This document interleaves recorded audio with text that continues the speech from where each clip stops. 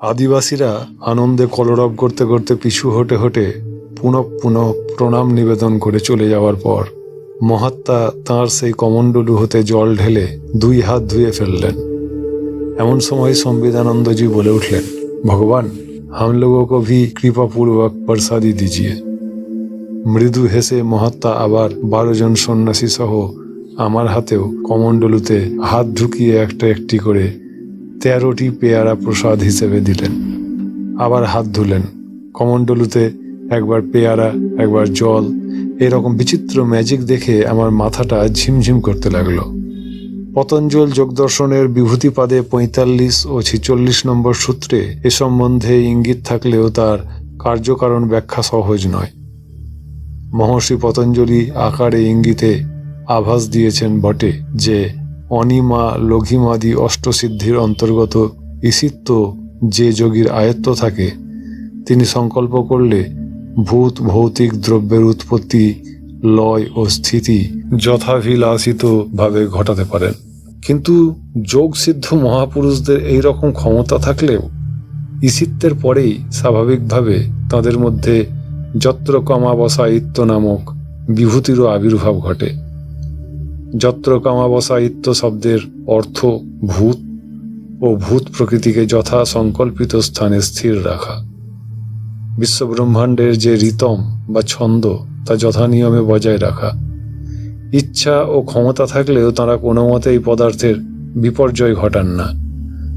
কারণ ব্রহ্মাণ্ডেশ্বর পূর্বসিদ্ধ হিরণ্যগর্ভ ঈশ্বরেরও তো এই রকমই ব্রহ্মাণ্ডের অবস্থিতি বিষয়ে তার স্বাভাবিক নিয়ম ছন্দ ও রিতমের সুস্থিতি বিষয়ে পূর্ণ মাত্রায় যত্র কামাবাসীয়ত্ব রয়েছে। আমার মনের মধ্যে এই রকম ভাবনা চলছে এমন সময় মহাত্মা চটপট যাওয়ার জন্য উঠে দাঁড়িয়ে আমাকেই লক্ষ্য করে বললেন, আপ কুছ পুছেঙ্গে? আমি মনের তৎকালীন চিন্তাসূত্র বদলে ফেলে বললাম, ভগবান, नर्मदा की कंकर सब ही कैसे शंकर बन जाती और केवल नर्मदा के जल में क्यों विचित्र शिव चिन्ह युक्त भिन्न भिन्न किस्म का शिवलिंग का उत्पत्ति होती है, इस रहस्य का ऊपर कृपा पूर्वक थोड़ा रोशनी डालिए। क्यों, आप मार्कंडेय पुराण नहीं पढ़ा? उसमें इसकी जिक्र आया है। मार्कंडेय महामुनि ने कहा, नर्मदा माता आविर्भूत होकर शंकर भगवान का पास यही वर मांगा। भगवान उनको वर दिया था, गर्भे तव वशिष्यामि पुत्रो भूत्ता शिवात्मजा ममोत्तम अपरा मूर्ति ख्याता जलमयी शिवा अपरं वरं दस्यामि पश्य देवी महत्तेजा लिंगरूपेण सुचिरं प्लवयामि तव क्रोड़े। अर्थात शिव তাঁর পুত্রী নর্মদাকে বর দিয়েছিলেন, আমি তোমার পুত্র হয়ে তোমার গর্ভে বাস করব, তুমি আমার অপরা মূর্তি রূপে প্রসিদ্ধি লাভ করবে। তোমাকে আমি আরও একটি বরদান করছি, আমি লিঙ্গ রূপে চিরকাল তোমার কোলে ভেসে বেড়াবো। শিবের বরে কি না সম্ভব। আমাকে এই কথা বলে নর্মদার দিকে মুখ করে তিনি স্বগতভাবে বলে উঠলেন, স্পষ্টং করৈশ্চন্দ্রমসির বেশ্চ তাদের দদাং পরমং পদং তু যত্র পলাপ্লুতস্তে शिवोत्तमायास्ति किमत्र चित्रम। माँ, जब तुमने सूर्य और चंद्रमा को केवल किरणों के कारण परम पद प्रदान कर दिया, तो जो पत्थर तुम्हारे जल में सदा ही स्नान करते रहते हैं, उन्हें यदि शिवत्व की प्राप्ति हो जाती है तो इसमें आश्चर्य की कौन सी बात है। তার এই কথার সরলার্থ হলো তিনি মা নর্মদাকে সম্বোধন করে বলে গেলেন, মা নর্মদে, সূর্য ও চন্দ্রের কিরণ তোমার জল স্পর্শ করায় তারা যদি পরম পদ প্রাপ্ত হয়ে থাকে, তাহলে যেসব প্রস্তরখণ্ড তোমায় জলে নিয়ত ডুবে আছে তারা শিবত্ব লাভ করবে, তাতে আর আশ্চর্য হওয়ার কি আছে। মহাত্মা এই কথা বলেই চড়াইয়ের পথ বেয়ে তাঁর গুহাতে ফিরে গেলেন। সন্ন্যাসীরা সকলেই তাঁর চলার পথ অনুসরণ করে নতমস্তকে কুর্নিশ করতে লাগলেন। তিনি চলে যাবার পরেই ভোজন পর্ব সমাধা করে নিজের গুহায় ফিরে এলাম। কম্বল বিছিয়ে শুয়ে পড়ে আজকের ঘটনাগুলি মনে মনে স্মরণ ও বিচার করতে লাগলাম। সাধুর শেষের কথাগুলিতে আজ মোটেই সন্তুষ্ট হতে পারিনি। লক্ষ লক্ষ যোজন দূর হতে সূর্য ও চন্দ্র তাদের কিরণ মারফত নর্মদা স্পর্শ করেন বলেই তাঁরা পরম পদ প্রাপ্ত হয়েছেন, একথা আমি কিছুতেই মানতে পারছি না। জড় সূর্য ও জড় চন্দ্রেরই কিরণ নর্মদার জলে পড়ে থাকে, শুধু নর্মদা জলই বা কেন জাগতিক সব বস্তুতেই তাদের রশ্মি পড়ে? বৈদিক ঋষিদের দৃষ্টিতে সূর্য বা চন্দ্র কোনো জড় বস্তু নন।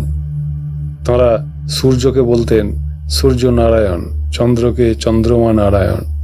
তাঁরা ব্রহ্ম হতে কোনো পৃথক বস্তু নন, তাঁরা ব্রহ্মই। ঋগ্বেদে ঋষি এই ব্রহ্মদৃষ্টিতেই সূর্যের কাছে প্রার্থনা করেছেন, ওম হিরণ্যপতিমূর্তয়ে সবিতারং উপাহয়ে সচেত্তা দেবতা পদং। অর্থাৎ, হে হিরণ্যপতি সূর্য, তুমিই সবিতা স্বরূপ, তুমিই জগতের প্রসবিতা স্রষ্টা। চিতিশক্তির স্পর্শ লাভ করে আমরা যেন দেবতা পদ লাভ করতে পারি। গায়ত্রীর মন্ত্রদ্রষ্টা ঋষি বিশ্বামিত্র বলেছেন, জগৎ প্রসবিতা সেই সূর্যের বরণীয় ভর্গ জ্যোতিকে আমরা ধ্যান করি। সমস্ত ঋষিকুল এবং ব্রাহ্মণকুলের সার সর্বস্ব এই গায়ত্রী মন্ত্র। সূর্যোপনিষদের একটি মন্ত্রও এই প্রসঙ্গে আমার স্মরণে এলো। নম মিত্রায় ভানমেব মর্তমা পাহি রাজিষ্ণবে বিশ্বহেতবে নমঃ সূর্যাদ্ভবতি ভূতানি সূর্যেন পালিতানি তু সূর্যে লয়ং প্রাপ্নুবন্তি জহ সূর্য সোহমেব চ। মিত্রকে নমস্কার, ভানুকে নমস্কার, আমাকে মৃত্যু হতে রক্ষা করো। প্রকাশশীল বিশ্বের কারণকে নমস্কার। জীবগণ সূর্য হতে উৎপন্ন হয়ে থাকে, সূর্যের দ্বারা পালিত হয়, সূর্যেই লয় প্রাপ্ত হয়। যিনি সূর্য তিনিই আমি। বৈদিক ঋষিরা এই জড় সূর্যের আরাধনা করতেন না। এই জড় সূর্যের মধ্যেও যার মহাবিভূতি ক্রিয়াশীল, সেই চৈতন্য সূর্যের মহিমা উপলব্ধি করে তারা বলতে পেরেছিলেন, সূর্য আত্মা জগতস্থস্থুসশ্চ। সত্য ত্রেতা দাপর কলি, যে যুগেই শিবপুত্রী নর্মদার আবির্ভাব ঘটুক না কেন, মহেশ্বরের সেদোৎপন্না নর্মদার প্রথম প্রকাশ ঘটেছিল বিন্ধ্য পর্বতের মেকল চূড়ায়। সেই বিন্ধ্য মেকল ছাড়াও ব্রহ্মাণ্ডের যাবতীয় স্থাবর ও জঙ্গম পদার্থের স্রষ্টা সূর্যনারায়ণ। তিনি তো জগতের আত্মা। একলিঙ্গ স্বামী বললেই মানতে হবে নাকি? সূর্য ও চন্দ্ররশ্মি নর্মদা জল স্পর্শ করে থাকে বলে সূর্যের সূর্যত্ব, চন্দ্রের চন্দ্রত্ব। আমি যদি বলি সূর্য চন্দ্রের কিরণ পড়ে বলেই নর্মদা ত্রিভুবন তারিণী হতে পেরেছেন। গুহার মধ্যে শুয়ে শুয়েই নিজের মনে গর্জাতে থাকলাম। গুহার বাহিরে দৃষ্টি দিয়ে বুঝলাম বেলা বোধ হয় 5টা বাজতে চায়। আমি বাইরে বেরিয়ে এসে একটা পাথরের উপরে বসে নর্মদার দিকে এক দৃষ্টে তাকিয়ে রইলাম। আজ ভাগ্য ভালো যে বৃষ্টি হয়নি, আকাশ বেশ পরিষ্কার। ধীরে ধীরে সূর্য অস্ত যাচ্ছে দূরে সাতপুরা পর্বতাঞ্চল এবং ভেটাখেরা জঙ্গলের পেছনে। পশ্চিম দিগন্তের রক্তাভ আকাশপটে এই নীল অরণ্যানীর দৃশ্য ছবির মতো আঁকা বলে মনে হচ্ছে। মুগ্ধ হয়ে দেখছি আর ভাবছি, শিল্পাচার্য অবনীন্দ্রনাথ ঠাকুর বা নন্দলাল বসু যদি এ দৃশ্য দেখতেন, তাহলে তাঁদের অত্যাশ্চর্য তুলির টানে একটি অনুপম চিরকালীন বাস্তব ছবি নিশ্চয়ই জন্ম নিত। হঠাৎ একটা শব্দ শুনে বাঁদিকে দৃষ্টি ফেলতেই দেখতে পেলাম কিছু দূরে অস্তগামী সূর্যের রাঙা আলো বাঁকাভাবে এসে পড়েছে পাহাড়ের গায়ে। একদল হরিণ এসে প্রত্যেকে দুপায়ে ভর দিয়ে ঘাড় লম্বা করে সেই পাথরের গা চাটছে আর লাফিয়ে আনন্দ করছে। বিধাতার অপরূপ সৃষ্টি এই সুন্দর সুন্দর প্রাণীদের সেই আনন্দ লীলায় মুগ্ধ হয়ে দেখতে লাগলাম। এমন সময় ডান দিক দিয়ে संविदानंदजी এসে কিঞ্চিত গলা খাঁকারি দিয়ে বললেন, लेकिन तुम जरूर मृगजूथ का पत्थर चाटने का कारण ढूंढ रहे हो। ওই পাথরে খনিজ লবণের স্তর আছে। বন্য জানোয়াররা চেটে চেটে ওই নুন খেতে ভালোবাসে। অন্য কেউ ওই নুন ব্যবহার করে না। चलिए चलिए गुहा का अंदर में चलिए, সাঁঝ हो गया। তাকে সঙ্গে নিয়ে গুহার মধ্যে ঢুকে মোমবাতিরা জ্বালালাম। বসে বসে তার সঙ্গে নানা রকমের কথাবার্তা বলছি, এমন সময় অদ্ভুত এক ধরনের ডাক শুনতে পেলাম, ব্যাঁ বুম। সপ্রশ্ন দৃষ্টিতে তার দিকে তাকাতেই তিনি বললেন, ও কোংরা হ্যায়। জিজ্ঞাসা করলাম, কোংরা কি? উনি বললেন, লেকিন यही धावड़ी कुंड का जंगल में केवल कृष्णगार मृग नहीं, এখানে খাসি ছাগলের মতো দেখতে আর এক রকমের হিরণ ভি হ্যায়। তারা মাঝে মাঝে রাত্রিতে ওই রকম চেঁচিয়ে উঠে, इसलिए इसको বার্কিং ডিয়ার ভি कहा जाता है। কিছুক্ষণ চুপচাপ বসে থাকার পর তিনি জিজ্ঞাসা করলেন, आज गुरु पूर्णिमा का अधिवेशन कैसी हुआ? देखा तो भोले भाले पहाड़ी लोगों ने कैसा सुंदर ढंग से गुरु जी को श्रद्धा ज्ञापन किया। ये सीखने का चीज है। আমি বললাম, কিন্তু আপনার গুরুজি নর্মদা সম্বন্ধে যেসব স্বগতোক্তি করলেন তাতে আমি মোটেই সন্তুষ্ট হতে পারিনি। আপনিই বলুন, লক্ষ যোজন দূর হতে সূর্য ও চন্দ্রের কিরণ এসে নর্মদা জলে পড়েছে বলে সেই পুণ্যেই সূর্যচন্দ্র আপন মহিমায় ভাস্বর হয়ে উঠেছেন। এ কি কোনো যুক্তিসিদ্ধ কথা না অনুভব সিদ্ধ কথা? আমার কথা শুনে দু হাতে কান ও নাক মালা দিয়ে বললেন, হর নর্মদে হর নর্মদে। তুমি কি চাইছো? আজ গুরু পূর্ণিমার দিনে আমি গুরু বাক্যকে সমালোচনা করব? उन्होंने जो कुछ भी बोला हम उसको सच मानेगा। তুমি অন্য কোনো दूसरा बात की प्रसंग में चर्चा करिए। আমি কিঞ্চিত রাগত স্বরে বললাম, তবে আর আপনার সঙ্গে মন খুলে কোনো আলোচনা করে লাভ কি? আমার মনে ওই বিষয়টাই দুপুর থেকে গজগজ করছে। উনি বললেন, अरे भैया नाराज क्यों होता है, दुनिया में आलोचना যোগ্য बहुत बहुत चीज है। দুনিয়াতে অন্য কোনো আলোচ্য বস্তু নাই এ কথা বলছি না, তবে অন্য কোনো বিষয়ে আলোচনা করতে আমার ইচ্ছা হচ্ছে না, ভালো লাগছে না।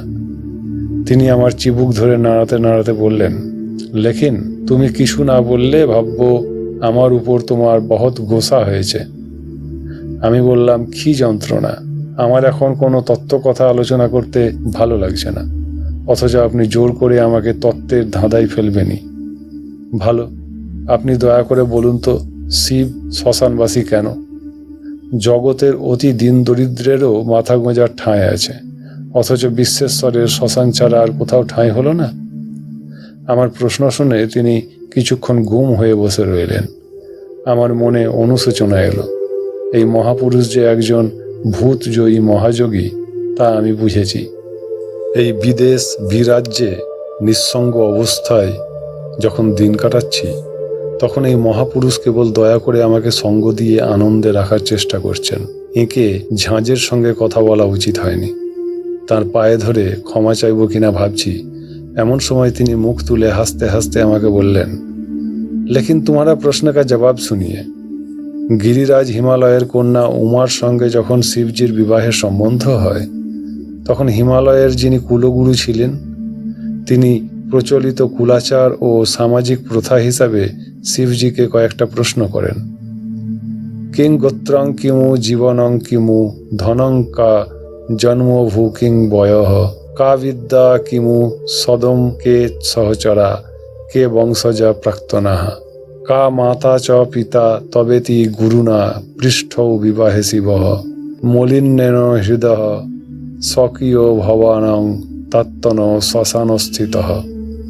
কিবা তব গোত্র, কিসে জীবিকা অর্জন, কোথা তব জন্মস্থান, কিবা তব ধন, কিবা তব বয়ক্রম, কিবা বিদ্যা তোমার, কেমন গৃহটি তব, কেবা আছে সহচর আর, তোমার বংশীয় পূর্বলোক কে কে বল রয়, পিতামাতা কিবা তব দাও পরিচয়।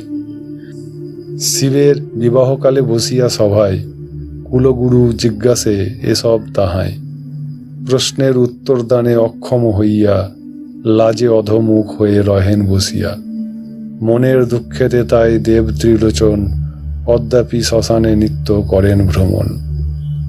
উত্তর দিয়ে মহাত্মা হো হো করে হাসতে হাসতে বিদায় নেবার জন্য উঠে দাঁড়ালেন। আমিও হাসতে হাসতে তাঁর সঙ্গে গুহার বাইরে বেরিয়ে এলাম। তিনি তো চলে গেলেন, কিন্তু আমি বাইরের রূপ দেখে এমন মুগ্ধ হলাম যে চিত্রার্পিত বৎ দাঁড়িয়ে রইলাম। মাথার উপরে ঝকঝকে তারা ছিটানো আকাশ, চারধারে শৈলশ্রেণী, তাদের ছোট বড় চূড়া যেন আকাশের গায়ে ঠেকেছে। পূর্ণচন্দ্রের বিমল জ্যোৎস্নাধারায় এই নিবিড় নির্জন অরণ্যানীর শোভা কি অদ্ভুত ও গম্ভীর।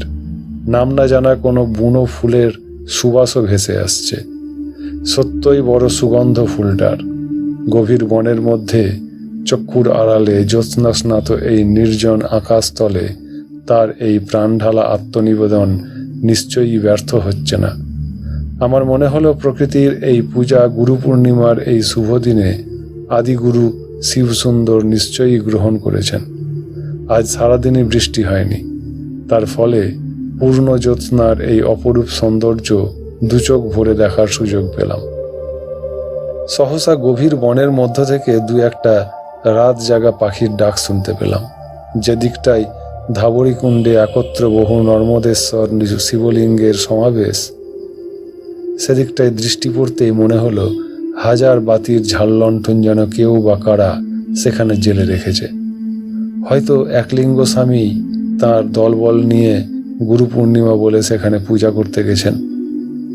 যতই হোক, আমি বাইরের লোক তো তাঁদের অন্তরঙ্গ সাধনার অংশীদার করেননি।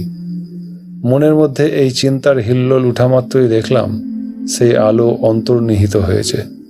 আলোর আভা তো আর দেখতে পাচ্ছি না। একটা গহন গভীর রহস্য যেন আজ এই রাত্রিতেই এই বনস্থলীর অঙ্গে অঙ্গে মাখানো। আমার সারা শরীর ছমছম করছে, শিউরে উঠলাম। সত্য শিবসুন্দরের সর্বত্র যেন বহিঃপ্রকাশ ঘটেছে আজ। আমি মা নর্মদার উদ্দেশ্যে প্রণাম জানিয়ে ঘরে ঢুকলাম। একটু পরেই গুহার পর্দাটা ফেলে দিয়ে ঘুমিয়ে পড়লাম। আমি ঘুমিয়েও আমি স্বপ্নের মধ্যে দেখতে পেলাম সেই একই দৃশ্য। সেই নর্মদা তটের অমল ধবল জ্যোৎস্না, বন পাহাড়ে যেন জ্যোৎস্নার ঢেউ নেমেছে। সেই অজানা ফুলের গন্ধ আমার গুহার মধ্যেও ঢুকেছে। আমি গুহার মধ্যেই শুয়ে আছি তো, না গুহার বাইরে নির্জন আকাশতলায় শুয়ে আছি?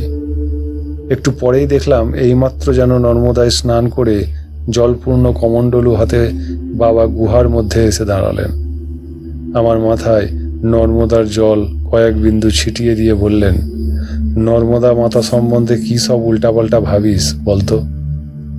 যিনিই সূর্যনারায়ণ, তিনিই সোম, তিনিই শিব সুন্দর, তিনি চন্দ্রচূড় শিবের সোমকলা হতে উদ্ভূত। শিবপুত্রী নর্মদা? না না, কোনো পার্থক্য নাই। মা নর্মদা হলেন নিরাকার ব্রহ্মের নিরাকার রূপ। পূর্ণ ব্রহ্মের দ্রবীভূত করুণার ধারা নর্মদা রূপে বয়ে চলেছেন। শুভমস্তু। বাবা অন্তর্হিত হলেন। তাড়াতাড়ি তাকে প্রণাম করবার জন্য উঠবার চেষ্টা করতেই আমার ঘুম ভেঙে গেল। দরদর করে ঘাম গড়িয়ে পড়ছে, গলা যেন বন্ধ হয়ে আসছে। আমি কাঁদতে কাঁদতে বাবার উদ্দেশ্যে মাথা ঠুকে প্রণাম জানালাম। হাতড়ে হাতড়ে কমণ্ডলুটা নিয়ে জল খেলাম কতকটা। মন অপরিসীম আনন্দে ভরে উঠেছে। আজ গুরু পূর্ণিমার দিনে আমার ইহজীবনের ইষ্ট উপাস্য এবং মহাগুরুর দর্শন পেলাম। নর্মদাকে প্রণাম করার জন্য গুহার পর্দা সরাতেই দেখি সকাল হয়ে গেছে। গুহার বাইরে এসে বসে রইলাম পূর্ব দিকের শৈলচূড়ার দিকে তাকিয়ে। মনের ইচ্ছা প্রভাত সূর্যের উদয় রশ্মিকে অভ্যর্থনা জানাবো। কতক্ষণ পরেই দেখতে পেলাম শৈলচূড়ায় অন্তরাল থেকে বাল সূর্য নিজের মহিমায় আত্মপ্রকাশ করছেন। কে যেন আগে ভাগেই সমস্ত বড় বড় শিখরগুলোতে সিঁদুর আর সোনার রেণু ছড়িয়ে দিল। যেদিকেই তাকাই সেদিকেই দেখছি অজানা আকাশ পরীর অদৃশ্য হস্তের ইন্দ্রজাল যেন। ধীরে ধীরে রোদ ফুটে বেরুল। কি সুন্দর সুস্নিগ্ধ প্রভাত! মন ভরে গেল। গাছপালার আড়ালে সন্ন্যাসীদের গুহার দিকে তাকালাম। কাউকেই দেখতে পেলাম না। আমি আবার গুহার মধ্যে ঢুকে ঘণ্টার ধ্বনির অপেক্ষায় বসে রইলাম। ঘণ্টা আর পড়ছে না। কতক্ষণ আর এভাবে বসা যায়? আমি নিজেই সম্বিদানন্দজিকে জিজ্ঞাসা করার জন্য তার গুহার দিকে রওনা হলাম। এবার মনে সন্দেহ হলো, যথাসময়ে হয়তো ঘণ্টার ধ্বনি হয়েছিল, আমি শুনতে পাইনি।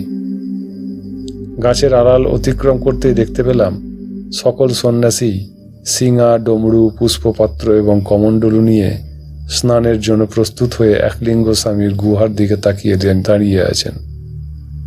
কাছাকাছি হতেই संविदानंद जी बोलें, लेकिन अभयानंद जी के गुरुजी बुलाया है, उन्होंने लौटेंगे तब हम कुंड का तरफ यात्रा करेंगे।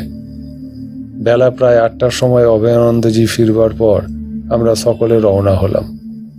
তার সঙ্গে গুরুজির কি কথা হলো তা জানার জন্য সন্ন্যাসীরা উন্মুখ হয়েছিলেন। তিনি কিন্তু সে বিষয়ে কোনো আভাস দিলেন না, কেবল বললেন, गुरुवार में गुरुजी फिर इधर पधारेंगे। आज একটা মাত্র পার্থক্য দেখলাম, তাঁর নির্দেশে নূতন মন্ত্র পাঠ করতে করতে কুণ্ডর দিকে এগোতে লাগলাম। সিঙ্গা, ডমরু যথারীতি বাজতে থাকলো। প্রথমে অভয়ানন্দজি মন্ত্র উচ্চারণ করতে থাকলেন, তা শুনে সমবেত কণ্ঠে আমরা গাইতে থাকলাম। ওং রুদ্র দেহাওই বিদ্মহে মেকল কন্যাকায় ধীমহি তন্ন রেবা প্রচোদয়াৎ। নর্মদার এই গায়ত্রী মন্ত্রটি 5 বার উচ্চারণ করা হলো। জলপ্রপাতের ধারা স্নান করতে করতে কুণ্ডের ধারে গিয়ে নিম্নলিখিত 2টি মন্ত্রও সমবেত কণ্ঠে গাওয়া হলো। ওং পুণ্যাহতি রম্মা ত্রিদশয়োঃ সুপূজিতা ধন্যা চ মান্না নিখিলয়োর মহিষভি ভূতেশ কন্যা জয়তাদনারতং নান্যা বরেণ্যা মম দেবী নর্মদে। সমস্ত মুনি ও মহর্ষিদের বরণীয়া, দেবতাগণ কর্তৃক সুপূজিতা, পুণ্যশীলা, অত্যন্ত রমণীয়া, ভূতনাথ মহেশ্বরের কন্যা মা নর্মদা, আমরা তোমার সতত জয়ধ্বনি করছি। আমাদের তো মনে হয়, শুধু মনে হয় কেন, আমরা ভালো করেই জানি এই জগতে একমাত্র তুমিই পূজনীয়া দেবী। নমো নর্মদায়ৈ নিজানন্দদায়ৈ নমঃ সর্বদায়ৈ সমদার্পিকায়ৈ নমো বর্মদায়ৈ বরাভীতিরায়ৈ নমঃ হর্মদায়ৈ হরং দর্শিকায়ৈ। নিজানন্দ দাত্রী, আত্মজ্ঞান প্রদায়িনী মা নর্মদা, তোমাকে আমরা প্রণাম করি। তোমার দয়াতেই আমরা সম দমাদি ষট সম্পত্তি লাভ করে থাকি। তোমাকে প্রণাম। নিয়ত বরাভয় দায়িনী মাগো, তুমি কেবল সর্বদা নয়, তুমি সাধন সমরে রক্ষা কবচ দাত্রী। অত্যান্তিক শুভকারিণী মঙ্গলময়ী মাগো, মহেশ্বরের দর্শন লাভ করাবার সামর্থ্য তোমারই আছে। তোমাকে আমরা পুনঃ পুনঃ প্রণাম করি। মন্ত্রপাঠের পর সবাই হর নর্মদে বলতে বলতে কুণ্ডে পুষ্পাঞ্জলি সমর্পণ করে ফিরে এলাম। আজ 1 শ্রাবণ, শনিবার, অথচ সারাদিনই বৃষ্টি হলো না দেখে আশ্চর্য হলাম। ভাবলাম, এইভাবে যদি 2-4 দিন বৃষ্টি বন্ধ থাকে তাহলে কি হবে এক জায়গায় আবদ্ধ থেকে। একলিঙ্গ স্বামীর অনুমতি নিয়ে আবার পথে বেরিয়ে পড়ব। নাগফণী সম্প্রদায়ের মহেশগিরির জমায়েতের সঙ্গে ভেটখেরার জঙ্গল পেরিয়ে আমি তো 24 অবতারে পৌঁছেছিলাম। পথ তো একরকম আমার চেনা। যদি দেখি বৃষ্টির প্রকোপ কমে গেছে তাহলে রওনা হয়ে যাব। গতানুগতিক এক নিয়মে একই ধারায় এইখানে দীর্ঘকাল বসে থাকা কোনো কাজের কথা নয়। বৈকাল 4টার সময় গুহার বাইরে দাঁড়িয়ে পায়চারি করতে করতে এইসব কথা ভাবছি। আমাকে দেখতে পেয়ে संविदानंदजी আমার কাছে এসে দাঁড়ালেন। তাকে আমার সিদ্ধান্তের কিছুটা আভাস দিতেই বললেন, লেকিন তুমি কি করে জানলে যে আষাঢ় মাসেই বর্ষা শেষ হয়ে গেল? আজ তো সবে শ্রাবণ মাসের 1। পাহাড়ি অঞ্চলের চরিত্র তোমার জানা নাই। এখানকার বর্ষার প্রকৃতিও যে কীরকম রহস্যময় সে সম্বন্ধে তোমার কোনো ধারণাই নাই। এ বৎসর চন্দ্র রাজা, গুরু মন্ত্রী। চন্দ্র রাজা হলে কি ফল হয় জানো কি? জ্যোতিষশাস্ত্রের মতে যে বৎসর চন্দ্র রাজা হন তার ফল হল সর্বশস্যময়ী পৃথ্বী মোদন্তে সর্বতঃ প্রজাহা সুভিক্ষঞ্চ সুবৃষ্টিশ্চ যত্রাব্দে চন্দ্রমার নির্পহ। এর অর্থ তো বুঝতেই পারছো, সুবৃষ্টি হবে। সুবৃষ্টি না হলে পৃথিবী সর্বশস্যময়ী হবে কি করে? তোমাদের বাংলাদেশে যে খনার বচন বহুল প্রচলিত, সে খনার বচন অনুসারেও এ বৎসর বৃষ্টি হবে, অতিবৃষ্টি। খনার বচন কখনো ভুল হয় না। সেই খনার বচনে আছে, রবিবার দোষে অতিবৃষ্টি বা অনাবৃষ্টি হয়। এই বৎসরের পঞ্চাঙ্গ আমি দেখেছি, এই শ্রাবণ মাসে 5টা রবিবার পড়েছে। এ সম্বন্ধে খনার বচন, 5 রবি মাসে পাই ঝরা কিংবা খরায় যায়। কিন্তু খরা যে হবে না, ঝরা অর্থাৎ অতিবৃষ্টি হবে, তার কারণ গতকাল পূর্ণিমার রাতে আমি তোমার কাছ হতে ফিরে যাবার সময় আকাশের দিকে তাকিয়ে লক্ষ্য করেছি পূর্ণচন্দ্রের কাছাকাছি একটা তারা জ্বলজ্বল করছিল। সে সম্বন্ধে খনার বচন, চাঁদের সভার মধ্যে তারা, বর্ষে পানি মুষলধারা। আষাঢ় মাসে বৃষ্টির যে নমুনা দেখেছ, এই শ্রাবণ মাসে দেখবে তার 5 গুণ বৃষ্টি হবে। অতএব বৎস, রঘু ধৈর্যং, কেন আমার সঙ্গ কি তোমার ভালো লাগছে না? আমি বললাম, সে কি কথা, এখানে এসে আপনাকে না পেলে আমার মনে হয় বর্ষার ভয়ে আমি কিছুতেই এই জায়গায় টিকে থাকতে পারতাম না। পরিক্রমার অঙ্গ হিসেবে ধাবরীকুণ্ড দর্শন করতে হয়, তা দর্শন করেই তদ্দণ্ডেই আমি ফিরে যেতাম। যত কষ্টই হোক আমার চেনা জায়গা 24 অবতারে ফিরে গিয়ে বর্ষাকালটা সেখানেই কাটাতাম। আমার কথা শুনেই তিনি মুখ টিপে হাসতে হাসতে বললেন, 24 অবতারের প্রতি তোমার টানের কথা अच्छी तरह से जानता हूँ। ওখানকার স্থানের প্রতি তোমার বিন্দু মাত্র টান নাই। তোমার টান 24 অবতারের সেই বাঙালি ভৈরবের প্রতি। এই বলে তিনি হাত জোর করে সেই ভৈরবের উদ্দেশ্যে প্রণাম জানালেন। আমি অবাক হয়ে তাকে জিজ্ঞাসা করলাম, আপনি সেই পাগলা সাধুকে চেনেন? उन्हें बोलें थोड़ा सा, लेकिन उनको साधु कहना ठीक नहीं। उन्होंने साधुओं का साध्य पूजनीय बरणीय साधु है, उन्होंने स्वयं भैरव है। বললাম, ওই নিত্য ভাবনমাদ মহাত্মার সম্বন্ধে আরও কি জানেন, দয়া করে বলুন। বারবার পিড়াপিড়ি করায় তিনি বললেন, উনি জন্ম থেকেই মুক্ত পুরুষ। বাল্যকাল হতেই উনি ভাবনমাদ অবস্থা লাভ করেছিলেন। ওর জন্ম তোমাদের বাংলাদেশের 24 পরগনার কোনো গ্রাম, বোধহয় নৈহাটিতে। সেখানকার লোকেরা ওকে জটে পাগলা ডাকতেন, কেননা ওর মা বাবা নাম রেখেছিলেন জটাধারী। জটাধারী হতে জটে, ব্রাহ্মণ শরীর। এক রামানন্দী সম্প্রদায়ের সাধুর সঙ্গে উনি গৃহত্যাগ করেন। সেই সাধুর মৃত্যুর পর উনি অযোধ্যা ত্যাগ করে কাশীতে এসে পৌঁছান। বিশ্বনাথের দয়ায় মণিকর্ণিকার ঘাটে তিনি শৈবাগম দর্শনের মহাশৈব স্বামী মগ্নানন্দ সরস্বতীর দর্শন লাভ করেন। তার কাছে সন্ন্যাস নিয়ে মণিকর্ণিকার ঘাটের এক গুহায় উনি দিনের পর দিন সমাধিস্থ হয়ে পড়ে থাকতেন। ওর সন্ন্যাস নাম ছিল সোমানন্দ সরস্বতী। ওর গুরু ওর সম্বন্ধে মন্তব্য করতেন, আলানান মুক্ত গজহ, অর্থাৎ আলান বা গজবন্ধন স্তম্ভ হতে মুক্ত গজ। গজবন্ধন স্তম্ভের ভাবার্থ সংসার চক্র। 4 ধাম পরিক্রমার সময় আমি যখন বদ্রীনারায়ণে ছিলাম, সেই সময় আমার সঙ্গে মগ্নানন্দজির সাক্ষাৎ হয়। তাঁর কাছেই শুনেছিলাম যে অবিমুক্ত ক্ষেত্র কাশীর রক্ষক স্বয়ং নন্দিকেশ্বর ভৈরব তোমার ওই পাগলা সাধুকে দর্শন দিয়ে ওই ওঙ্কারেশ্বর ক্ষেত্রে আসতে বলেন। সেই থেকে উনি 24 অবতার হতে শ্রীরামায়ীর জঙ্গল পর্যন্ত যদৃচ্ছাক্রমে সানন্দে বিহার করে বেড়াচ্ছেন। বিলকুল মুক্ত জীব, সর্বজ্ঞ, প্রকৃত তত্ত্ববিদ। সংখ্যা প্রবচনের 380 নম্বর সূত্রে আছে, চক্রভ্রমিবৎ ধৃত শরীরহ, অর্থাৎ যেমন কুম্ভকারের কর্মনিবৃত্তি হলেও পূর্বকৃত কর্মের বেগবশত কিয়ৎকাল পর্যন্ত স্বয়ংই চক্রভ্রমণ করে, সেই রকম তত্ত্বজ্ঞান লাভের পরেও মহামুক্ত মহাজ্ঞানীকেও প্রারব্ধ কর্মনাশের জন্য কিছুকাল পর্যন্ত শরীর ধারণ করতে হয়। পাগল সেজে ওই মহাপুরুষ সেই কর্মটুকু ভোগেরই অভিনয় করে চলেছেন। আমাদের গুরুজিও তাকে খুব মান্য করেন। আমাদের গুরুজির কাছে নর্মদা তটের অনেক ঋষিমুনি সূক্ষ্ম শরীরে এসে থাকেন। এ আমার নিজস্ব অনুভব। তুমি যদি এর কোনো ব্যাখ্যা চাও বা প্রমাণ করতে বলো, তা পারবো না। পহলেই হাম বল দিয়া যে ইয়ে হামারা নিজস্ব অনুভব। অনুভবের কোনো ব্যাখ্যা নাই।